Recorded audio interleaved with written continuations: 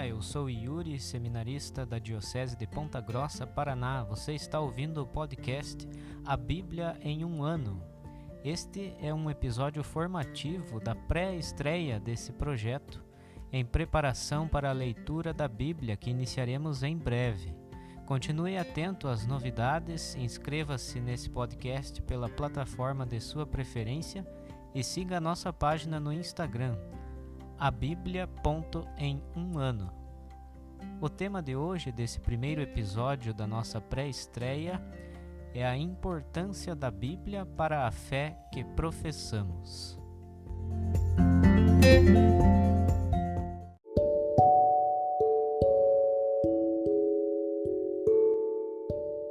Você deseja conhecer mais sobre a Bíblia?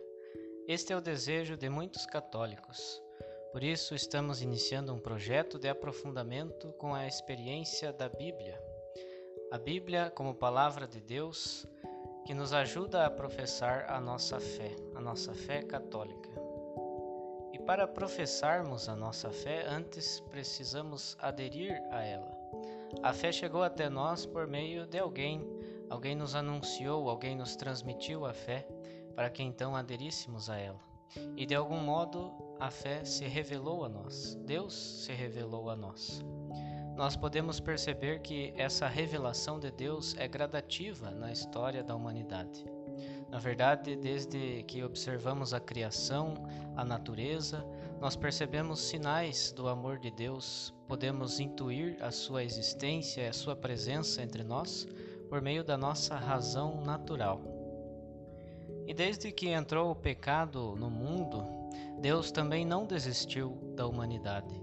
Continuou a tentar fazer alianças com a humanidade. Ele permaneceu fiel apesar das nossas infidelidades. Nós vemos isso na figura de Noé, na figura dos patriarcas, Abraão, Isaque e Jacó, e na aliança que fez com o povo de Israel por meio de Moisés, oferecendo a lei como um meio de revelação para ajudar o povo a caminhar junto de Deus.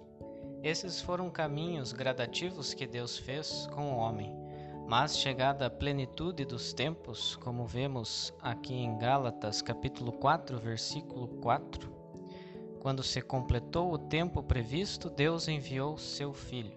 O próprio Deus veio até a humanidade e se revelou a nós em seu Filho Jesus Cristo.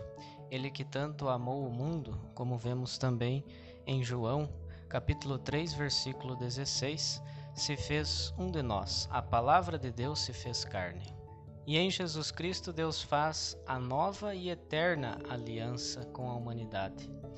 Toda a aliança que vemos no Antigo Testamento era uma preparação para esta perfeita e eterna aliança em Jesus Cristo. Por isso o Antigo Testamento é também para nós Sagrada Escritura, porque nele nós podemos entrever já a presença de Jesus que se revelaria plenamente a nós. Jesus Cristo assume as nossas infidelidades, colocando a sua fidelidade, a fidelidade de Deus, como oferta pelos nossos pecados. Desse modo, na encarnação, na vida, na morte e na ressurreição de Jesus Cristo, ele revela aos apóstolos a vontade de Deus de salvar a humanidade e oferece essa salvação a todos nós. Revelando o rosto de Deus aos apóstolos, Jesus não os envia, porém, a escrever o Evangelho. Ele os envia principalmente e antes de tudo a anunciar, a pregar o Evangelho, como vemos em Marcos, capítulo 16, versículo 15. Então disse-lhes: Ide pelo mundo inteiro e proclamai o Evangelho a toda criatura. Então, antes de tudo, esta revelação de Jesus é transmitida pelos apóstolos por meio da sua vida, do seu testemunho, do seu anúncio e pregação. Desse modo, nós vemos que a transmissão do Evangelho foi antes oral e depois escrita. À medida que passou o tempo, as comunidades foram percebendo a necessidade de ter por escrito também as palavras, os gestos e toda a ação salvífica de Jesus. Por isso, algumas comunidades, por meio dos apóstolos, dos sucessores dos apóstolos, começou a colocar por escrito os evangelhos.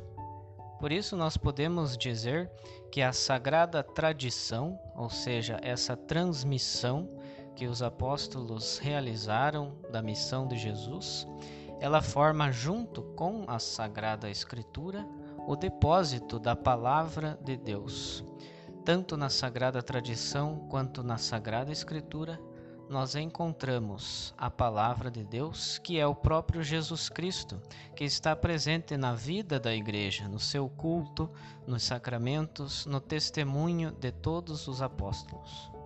Por isso, nós podemos dizer que o cristianismo não é a religião de um livro, mas é a religião de uma pessoa, pois nós queremos fazer um encontro pessoal com Jesus Cristo, a Palavra de Deus, por meio da vida da Igreja, que se manifesta na Escritura, na tradição, na sucessão apostólica que chega até nós por meio dos bispos, os sucessores apostólicos.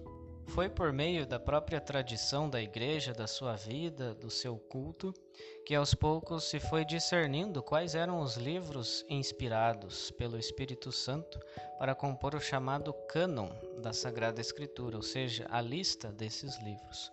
Por isso, hoje nós sabemos que temos 46 livros que formam o Antigo Testamento e 27 livros que formam o Novo Testamento. Contudo, o importante é saber que mesmo com esta diversidade de livros, de gêneros literários, de contextos e épocas quando eles foram escritos, todos eles têm um centro, uma unidade, todos eles apontam para a verdadeira palavra, a única palavra de Deus, que é o próprio Jesus Cristo, que se encarnou, se fez um de nós. Como diz Santo Agostinho, o Novo Testamento está escondido no Antigo, ao passo que o Antigo é desvendado no Novo.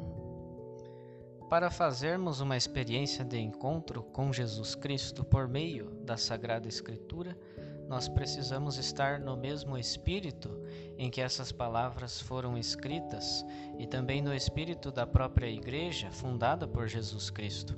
Por isso, para interpretar e acolher a palavra de Deus contida na Sagrada Escritura, nós devemos estar em comunhão com o magistério da Igreja, com aquilo que a Igreja ensina por meio dos sucessores dos apóstolos, que são os bispos, em comunhão com o Papa.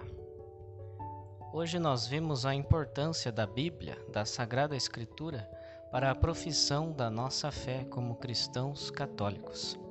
Fique atento também aos próximos vídeos e postagens das nossas redes sociais.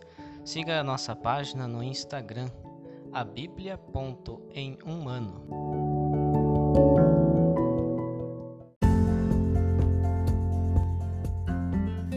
Se você gostou desse episódio, inscreva-se no nosso podcast, A Bíblia em um Ano, compartilhe também com um amigo e fique atento para os próximos episódios em preparação para o início da nossa leitura da Bíblia. Até a próxima!